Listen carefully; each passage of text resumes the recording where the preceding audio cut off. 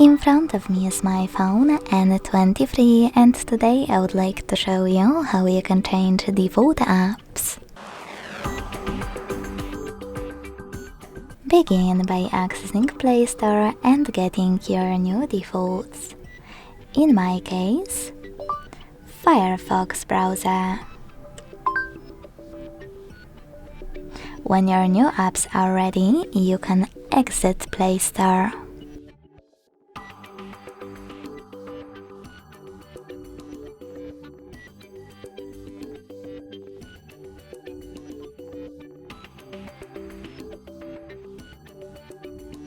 Following that, go into Devices Settings and scroll down a tiny bit to access apps.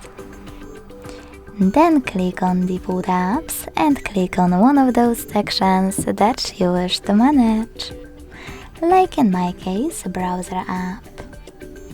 Now tap on the one that you wish to apply and go back.